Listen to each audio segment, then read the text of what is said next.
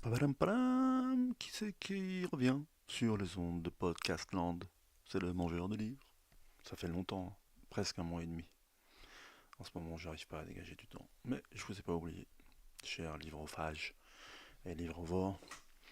Donc, sans transition aucune, aujourd'hui nous allons parler de à la croisée des mondes de Philippe Pullman. Alors vous allez me dire, waouh, putain, c'est un vieux truc, tout le monde a déjà lu ça. Ça a même été dérivé en film et en série télé. Et c'est justement pour ça que j'ai eu envie de me taper la trilogie là et d'en parler. Parce qu'en fait, j'avais lu le premier tome, il y a au moins 10 ans, ou 15 ans, ou 12 ans, enfin entre 10 et 15 ans. J'avais trouvé ça pas mal du tout. Et j'avais jamais continué en me disant il faut que je continue, comme d'habitude. Et là, très récemment, sur Prime, j'ai vu qu'il y avait Is Dark Materials, là, qui avait l'adaptation en série. Là. Et j'ai tenté, et c'était mi-figue, mi-raisin. Je trouvais ça en même temps pas mal. En même temps, j'avais aussi le souvenir de l'adaptation cinématographique là, avec James Bond et les ours polaires de combat. Et à vrai dire, je crois que je préfère le film, même si il n'y a jamais eu de suite. Enfin bref, comme après j'avais des doutes dans le traitement, là, dans la série, si vraiment c'était fidèle à la trilogie ou pas, je me suis dit, bon écoute, ça traîne chez moi depuis des années, là j'ai l'intégrale des trois bouquins. C'est un livre pour enfants, je devrais pouvoir le lire assez vite. Bon, j'ai un peu. Au début, j'ai lu vite, mais à la fin, j'ai un peu ramé en fait. Peut-être, je sais pas, je trouvais que c'était un peu longué à la fin. Mais bref, j'ai décidé quand même d'en faire un podcast parce que ça m'a un peu titillé, ce- cette trilogie. Alors, pour ceux qui savent pas ce que c'est, À la croisée des mondes, c'est écrit par Philippe Pullman. Notre ami Philippe Pullman, c'est un Oxfordien, là, un Anglais, qui est né. Alors je vous lis un peu son pédigré de Wikipédia. Il est né à Norwich en Angleterre en 1946. Et en fait, c'est un fils de soldat bien colonial là, de Rhodésie, Zimbabwe et tout ça. Et en fait, c'est devenu un enseignant à Oxford. Et il avait une chaire même à Oxford, au Westminster College, depuis 86. Et apparemment, il dit qu'il est passionné des contes de fées depuis son plus jeune âge. Et en fait, plus qu'une passion, apparemment, il en a fait une espèce de science, quoi. Il a vraiment décortiqué ce style d'ouvrage. Et il s'est lancé. Alors, son truc, la croisée des mondes, ça a commencé à la fin des années 90, avec les Royaumes du Nord en 95, la Tour des Anges en 97 et le Miroir d'Ambre en 2000. Et moi, en fait, quand j'ai commencé la trilogie, alors bon, on fait un petit récap de l'histoire.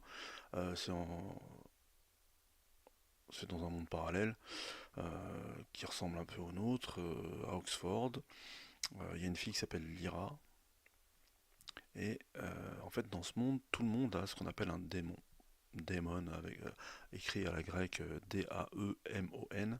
Et en fait, c'est un peu une représentation de l'âme des gens. Alors, quand on est enfant, c'est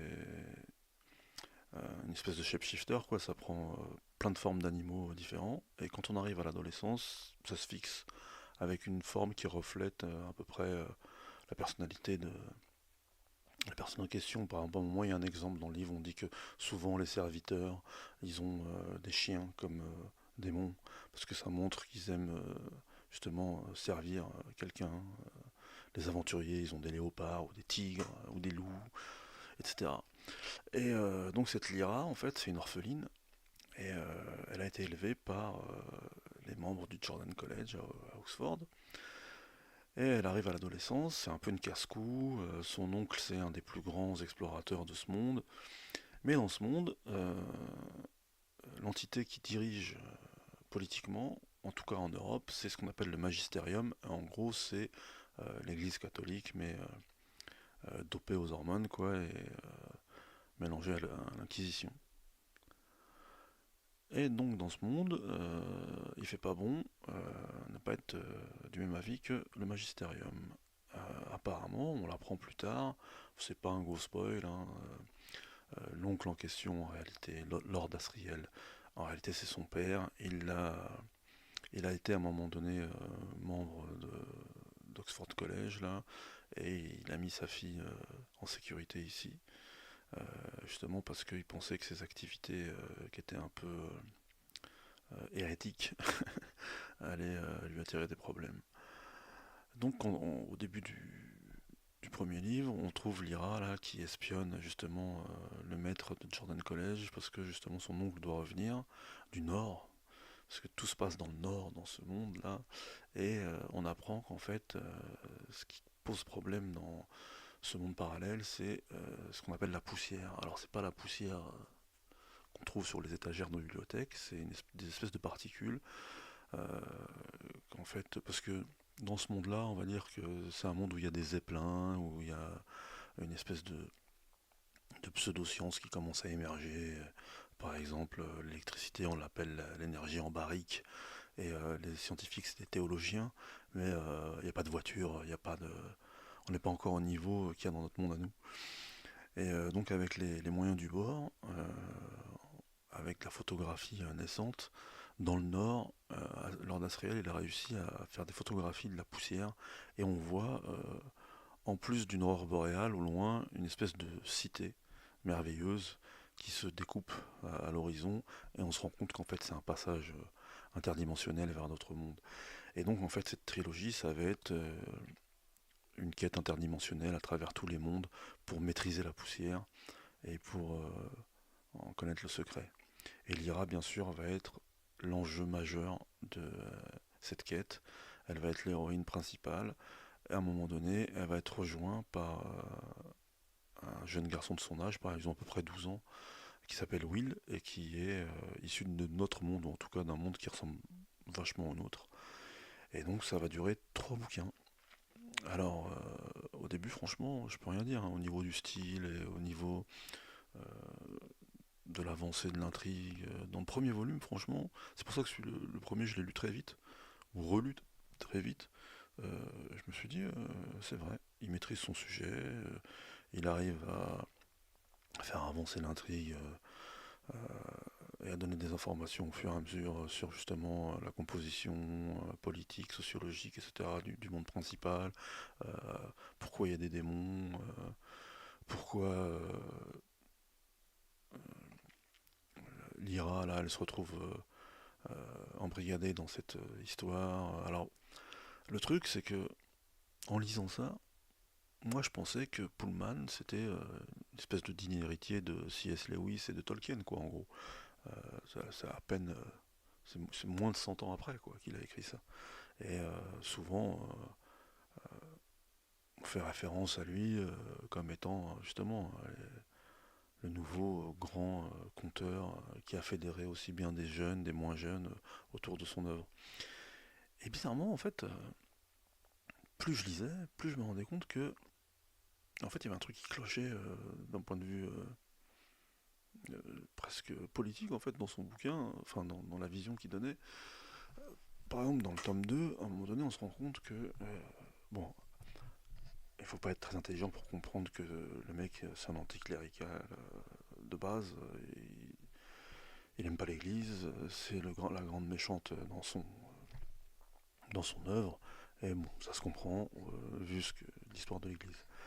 Le truc, c'est qu'au bout d'un moment, dans le volume 2, on, on comprend enfin quel est le but de Lord Asriel. Il veut pas seulement découvrir un passage à travers les mondes et comprendre ce que la poussière, lui estime que la poussière, ça va lui donner la possibilité de tuer Dieu, carrément. Et là, je me dis, ouais, quand même, c'est un truc pour les gosses. Euh, et C.S. Lewis et Tolkien, les deux, c'était de fervents croyants, et même des catholiques, ce qui était un peu incongru dans un pays anglican. Mais leurs deux cycles, c'était des allégories à peine voilées euh, de la Bible et de la Genèse. Par exemple, Tolkien avec Ilúvatar et son grand chant pour créer le monde, et la figure de Morgoth comme figure du diable. C'était évident, et même lui il s'en est jamais caché. C.S. Lewis c'est pareil, avec Narnia, Aslan, là, c'est en même temps le dieu créateur, en même temps la figure christique, et la sorcière des glaces qui s'introduit dans le monde de Narnia alors qu'il est en train de le créer, bah, c'est la figure du serpent. Et il l'autorise à rentrer dans ce monde et à devenir l'élément perturbateur.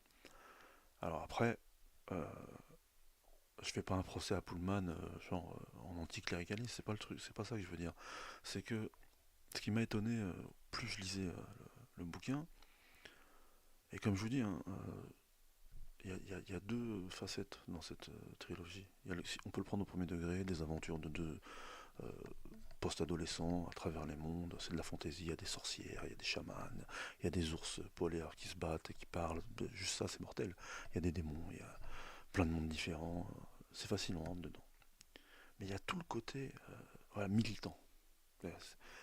Où il y a plein de moments où l'histoire elle fait pause, quoi. Il nous dit qu'en fait il veut tuer Dieu. Et après, il nous dit que quand même il y a des anges. Et que ce qu'il appelle ensuite l'autorité, genre la figure divine de ce monde, de ce multivers, en fait c'est le premier, la première entité qui a atteint la conscience et qui a été constituée de poussière, et qui s'est dit lui-même qu'il était un ange, quoi, et qui a ensuite fédéré les entités suivantes qui naissaient entre guillemets ex nihilo à partir de la poussière après lui, en leur faisant croire que c'était lui le créateur. Donc il y a très longtemps, il y a une espèce de guerre des anges, une guerre des cieux, comme ça arrive souvent dans plein de mythologies et d'histoires, etc. Et donc il y a ceux qui sont rebelles à l'autorité et à ceux qui le suivent, et ceux qui le suivent donc. Et l'excroissance de l'autorité dans le monde original là, de l'IRA, c'est le magistérium, donc c'est une image de l'Église, et dans tous les mondes, à chaque fois, c'est euh, une image pervertie ou non de l'Église. Déjà, ça pose un premier problème. Le mec, il estime que dans tous les mondes, il n'y a que l'Église, il n'y a que le christianisme. Il n'y a pas le judaïsme, il n'y a pas l'islam, il n'y a pas le bouddhisme, il n'y a pas... à part des sorcières et des chamans, il fait allusion à aucune autre religion. Pour un multivers, c'est un peu pauvre quand même. Ensuite, encore une fois, à la base, et même lui le dit, c'est une œuvre qui est destinée à la jeunesse. Et moi, ce que je trouve étrange, c'est que dans une œuvre destinée à la jeunesse, on te dit qu'on veut tuer Dieu. Encore une fois, c'est pas un procès en athéisme. Tout le monde est libre de croire, de pas croire. Mais c'est quand même super étrange d'écrire un bouquin pour les enfants en leur disant qu'en gros, le but dans la vie, c'est de tuer Dieu, quoi. Sans compter qu'à un moment donné, alors là, ça m'a plus fait penser après à du Gaiman ou du Pratchett, parce que ça, c'est vraiment un truc d'anglais. À un moment donné, quand il y a certains personnages qui font partie des cohortes angéliques, quoi, en gros, qui apparaissent, et il y en a qui, à un moment donné, deviennent importants pour l'histoire, il y a deux anges. Un qui est né ange, entre guillemets, et un qui était humain et qui est devenu ange. Et puis au fur et à mesure, on se rend compte qu'en fait, c'est un couple, et en gros, c'est un couple d'anges gays. Et encore une fois, hein, je m'en fous, ils peuvent être gays, pas gays. C'est juste que c'est super étrange pour un livre pour enfants. Je sais pas, j'ai l'impression qu'il a oublié qu'il écrivait un bouquin pour. Enfin, je sais pas, moi, à 12 ans, j'en aurais rien eu à faire, moi, de lire des histoires d'anges gays et de mecs qui veulent tuer Dieu, je sais pas. Donc après, j'ai farfouillé un peu sur internet, là, et je vois que, à un moment donné, il y a une espèce de controverse. Et je lis Philip Pullman est l'un des principaux opposants à l'œuvre de C.S. Lewis. Pourquoi? Parce que selon lui, euh, bon, comme je vous l'ai dit, ça c'est connu, reconnu, on le sait tous, c'était, entre guillemets, un fervent catholique qui servait de son œuvre pour faire passer son message de prosélyte, entre guillemets. Mais à un moment, il dit, il a des termes vraiment tranchés en fait sur les. Il parle pas de Tolkien, mais il dit One of the most ugly, poisonous things I have ever read. Et pourquoi? Donc l'une des choses les plus horribles et venimeuses que j'ai jamais lues. Et il est écrit dans The Dark Side of Narnia. Apparemment, c'est un des livres qu'il a écrit lui ou un essai sur l'œuvre de Lewis. Que Lewis veut faire passer comme message, la mort est meilleure que la vie, les garçons sont meilleurs que les filles, les personnes de couleur claire sont meilleures que les personnes de couleur sombre, et ainsi de suite. Narnia ne manque pas de ce genre de bêtises nauséabondes. Bon, moi je dois avouer que j'ai pas lu Narnia jusqu'au bout. Mais ce que j'ai lu, j'ai jamais lu ça. J'ai jamais lu ça. Bon, au contraire, le truc des garçons et des filles, bah, dès le début déjà, c'est un garçon et une fille, les personnages principaux. Euh, Couleur claire et couleur sombre, bah, déjà c'est avec des animaux qui parlent dans Narnia pour la plupart. C'est pareil, j'ai pas vu ça. Après, peut-être, hein. Je dois avouer que mes souvenirs de Narnia, ils datent vraiment de loin. Mais pour l'instant, je préfère encore mille fois Narnia à son œuvre à lui. Je sais pas, je trouve que il y a trop de trucs de. Enfin, c'est peut-être son interprétation, hein, parce que en disant ça, il fait figure de mec super progressiste et tout ça, mais sincèrement, quand on lit le truc, c'est tout ce côté-là, là, de anticléricalisme primaire. Encore une fois, hein, moi je suis pas chrétien, je m'en fous à la limite de l'église. Mais moi je peux dire la même chose, hein, c'est son truc. Euh, Tu parles que du christianisme, c'est quoi les autres religions du monde, elles sont où? Il y a 50 mondes dans ton œuvre, il n'y a pas un seul monde qui est dirigé par une autre religion que l'église sous une forme ou une autre. Donc, excuse-moi, pour un mec qui est athée convaincu et militant, ok, tu voulais lutter contre l'église, mais il n'y a pas que l'église sur Terre. Il n'y a pas que cette manière de croire. Et encore une fois, c'est un bouquin pour enfants. Donc c'est quoi ton message? Faut pas croire. En plus, ce truc à chaque fois de dire oui, alors il n'y a pas de Dieu, mais il y a un mec qui est né ex nihilo. Bah c'est quoi alors? Pour de vrai. Ou genre, il n'y a pas de Dieu, il n'y a rien, mais quand même, il y a un monde où, quand on meurt, on va. On devient des fantômes, à un moment donné, ils y vont et tout, et ils trouvent indistinctement des bons, des mauvais, des enfants, des vieux, ils sont dans ce monde, et en gros, c'est des spectres qui errent là, et qui sont dégoûtés. Et à un moment donné, le but, c'est quoi? D'ouvrir une faille dimensionnelle dans ce monde pour les libérer. Alors au début, tu te dis, ouais, super. Et en fait, pourquoi faire?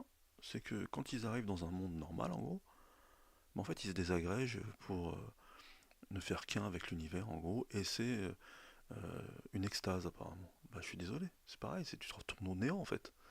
À la limite, c'est mieux d'être dans le monde avec des fantômes. C'est ça le but, alors. C'est que, en plus, pour des enfants. Donc le but, en fait, c'est de mourir et de retourner au néant. Je sais pas, j'ai trouvé cet angle-là de ce mec dans ce bouquin, déjà nihiliste, en fait. Super nihiliste. Alors, comme je dis, il y a tout le côté aventureux, côté world building, je peux rien dire. Le côté aussi réussir à renouer les fils de toutes les intrigues, les subplots qu'il a mis et tout. Comme je dis toujours dans la fantasy, c'est un gros écueil ça. Parce que comme d'hab, il y a 1000 personnages différents, 1000 temps, 1000 lieux différents. Il faut réussir. C'est pas tout le monde qui arrive après à renouer tous ces fils pour faire une conclusion qui tient debout. Ça, je peux rien dire. Il maîtrise, il sait écrire, il a du style, c'est enlevé. Ça pour des enfants aussi pareil, c'est facile à lire. Par contre, je reste sur ma faim sur tout son côté militant bizarre là, nihiliste, et aussi sur le fait que euh, puis c'est pareil, c'est un truc à 20 ans, ça va pas vous spoiler, vous avez sûrement déjà lu là pour la plupart, mais la fin là, parce que Will et Lyra en fait finalement ils se rendent compte qu'ils s'aiment, c'est le grand amour, etc. Et ils leur niquent ça à la fin, pour une raison de merde. Ils leur niquent ça, ils peuvent même pas rester ensemble après tous les sacrifices auxquels ils ont consenti. Les deux c'est des orphelins, ils ont plus personne. Mais à la fin, ils ont même pas le droit de vivre ça, de juste être heureux ensemble et de vivre ensemble. Bah putain de merde, c'est une trilogie pour enfants ça, pour jeunes adultes ou je sais pas quoi. Bah, laisse tomber, on a envie de se suicider. On lit 1024 pages pour qu'à la fin, bah c'est la merde en fait. Ça servait à rien. Ouais, ouais, ils ont sauvé le multivers au prix de leur amour quoi. Je sais pas. J'avoue que je suis super déçu en fait de ce truc. Parce que pareil, quand j'écoutais des podcasts sur la fantasy, ou comme je vous dis, c'est la dernière, enfin avec Harry Potter, on va dire, mais c'est la dernière grande œuvre de fantasy, en plus anglaise, euh, genre héritière de l'âge d'or là, de Tolkien, C.S. Lewis et compagnie, quoi. Tu vois. Bah, encore une fois, je préfère les vues, hein. Je préfère les vues. Parce que franchement, moi, ça. En plus, encore une fois, hein, le truc dont il parle, là, je me suis dit, je vais relire Narnia. Parce que, pareil, hein, moi, je supporte pas le racisme ou des trucs de bâtard comme ça, là, mais je connais un peu Lewis. Je connais un peu Tolkien, mieux Tolkien que Lewis. Et pour l'instant, à part le fait qu'encore une fois, ils prêchaient pour leur paroisse, j'ai pas vu ce qu'il a vu lui, quoi. Après, bon, apparemment, il a fait une deuxième trilogie. Ensuite, là, euh, c'est la trilogie de la poussière. Et en plus, apparemment, le dernier opus, là, il est sorti là en 2025, juste en anglais, il n'a pas encore été traduit. Et ça reprend. Alors, le premier, c'est l'enfance, vraiment la petite enfance de Lyra, avant la première trilogie. Ensuite, c'est 20 ans après. Et le dernier, The Rosefield, je sais pas exactement ce que c'est. Alors peut-être que. Et puis il y a eu plein de petits livres, Lyra, les oiseaux, il était une fois dans le Nord. Mais bon, ça apporte rien, je crois, hein. Et, en plus, moi, si même dans la deuxième trilogie, il ramène pas Will pour qu'il y ait un happy end avec sa meuf, je m'en fous, franchement.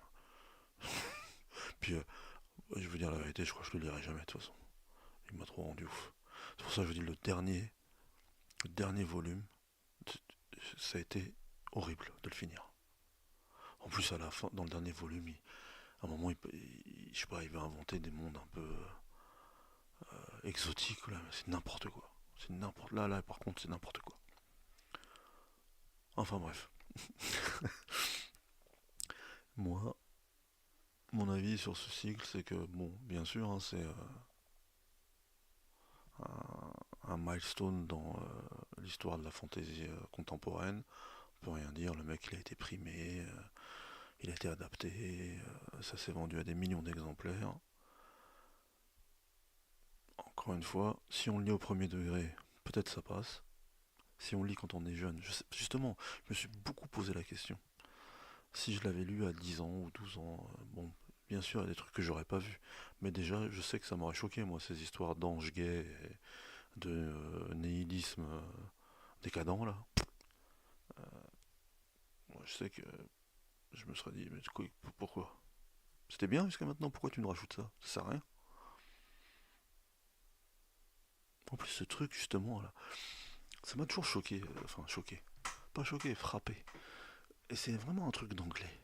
Même pas un truc d'américain, hein, parce qu'ils sont dans leur délire, justement, évangélique et tout ça, ils vont jamais parler de ça. Mais je me rappelle quand je lisais des Gaiman quand j'étais plus jeune, ou justement des Pratchett, là. Ils adorent ce délire du blasphème, entre guillemets, gratuit, et juste pour le blasphème pour le blasphème, quoi. Je vais faire une histoire avec des anges, mais comme en fait je suis un gros athée et que je vomis la religion, bah les anges ils vont être gays. Alors, sous couvert de progressisme, en vérité c'est juste un non-respect des croyances des gens, en vrai. Parce que à quoi ça sert de faire ça? À quoi ça sert de faire ça? Les anges ils ont pas de sexualité. Tout le monde le sait. Dans toutes les religions. C'est juste histoire de choquer ceux qui croient. Et j'ai toujours trouvé ça gratuit. Le respect c'est pour tout le monde, dans les deux sens. T'as le droit de pas croire, t'as le droit de croire, et voilà. En tout cas, ce truc là, ça m'a vraiment dérangé dans sa trilogie. Alors peut-être, je suis trop vieux, hein. Peut-être que je suis né à une époque où on respectait encore un petit peu ces conneries. Mais moi, en fait, j'ai déconseillé cette lecture. En vrai. Parce que c'est une perte de temps. À la fin, on est déçu par la conclusion. Si, comme moi, on est un peu sensible à ces questions-là, on est déçu par l'angle qu'il prend. Et c'est quand même 1024 pages à lire. Il y a plein de bouquins qu'on peut lire en 1024 pages. Donc voilà. Alors il y en a peut-être certains qui vont taxer de gros réac parce que j'ai pas aimé son angle. Mais c'est pas ça. Moi, comme je dis, tout le monde a le droit de croire ce qu'il veut, mais un minimum, je sais pas. Et en plus, c'est sous couvert de littérature jeunesse. Et ça, vous pouvez dire ce que vous voulez, c'est quand même vice-là. Parce que je suis désolé, à 10 piges, 12 piges, 13 piges, de toute façon, on n'a pas envie de lire des trucs sur ça. C'est pas ça qui nous intéresse. Et c'est semer des graines de merde dans le cerveau des jeunes. Moi, je trouve en tout cas. Que voilà.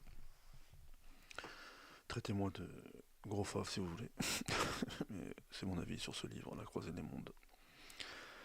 Allez, hasta la vista, les mangeurs de livres.